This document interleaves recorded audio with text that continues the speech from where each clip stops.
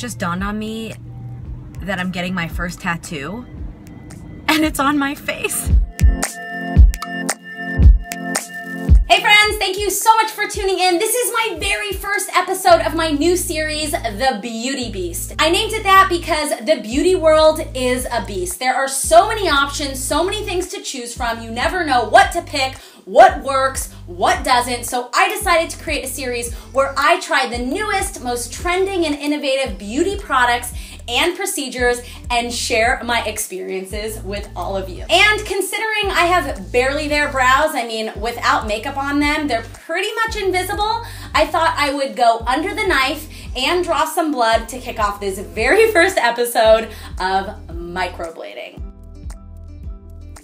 What is microblading? Microblading is basically getting your eyebrows tattooed. But the major difference between old tattooed eyebrows and this new way of tattooing is the apparatus they use is super fine. So basically what they're doing is putting little baby cuts, as thin as hairs, little cuts like their hair, and then putting the pigment into those cuts. I know it sounds so crazy and so gross.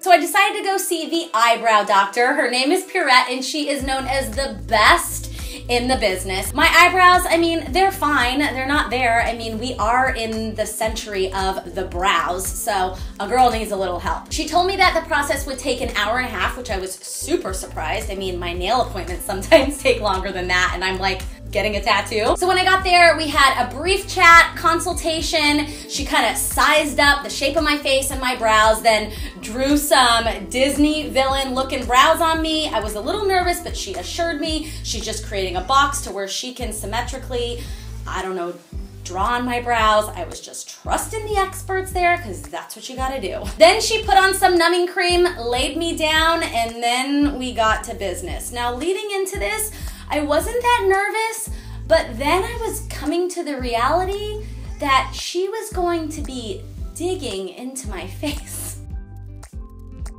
Does it hurt? Once the numbing cream kicked in, she laid me down and it was time to get digging.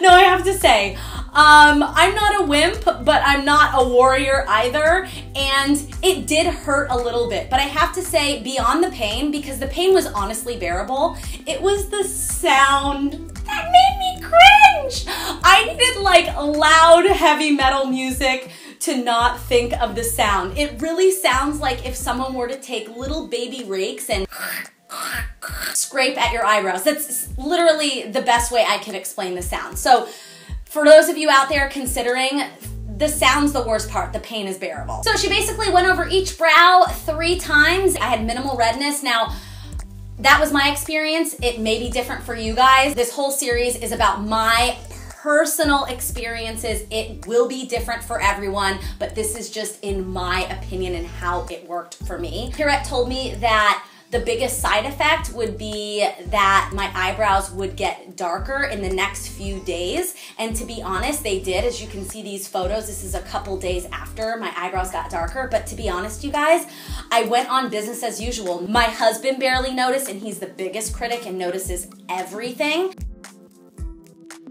Recovery time. So directly after the procedure, you have to put ointment on your eyebrows every day. They have to stay moist so that the scabs can form, and you're not allowed to get your eyebrows wet for 5 days. So it was like a real strategic face wash for 5 days, but I did not touch my brows because you cannot pick or touch the scabs. It has to heal, or else if you pick them, the pigment comes out and you just wasted all your money. The only side effect I had was as they were healing, I was feeling some itchiness and I couldn't itch them, and that was the hardest thing. But to be honest, the whole process was so simplistic and so easy. You're fully healed and recovered within 10 days. Now, I got this done about a few weeks ago. The itchy part was probably the worst part of the whole process, and it wasn't that big of a deal. These are my final results. You can see the before, and then here today after. Major improvement, and I can seriously wake up and not have to fill in, color them, do all the things that I was doing to them, line them. It was ridiculous. Now I can just wake up and go. Will it last forever? The best thing about the brow situation is that it will wear off in 2 to 3 years. I mean, I guess you just inevitably scrub it off, your skin sheds. So I found that very interesting, and I felt a little bit better because I was like, what if the brow situation changes? Like, what if in 20 years no brows is the thing? And then I have these brows that I got 20 years prior that I wish were gone. Ugh, you don't have to worry about that because it only lasts 2 to 3 years.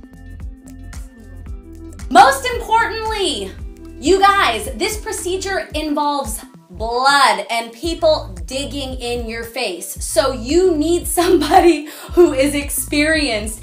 Cleanliness is the biggest factor. Do not go to the cheapy deal. You need to go to trusted referrals, people who have gone to somebody. I guess that means that someone else is the guinea pig.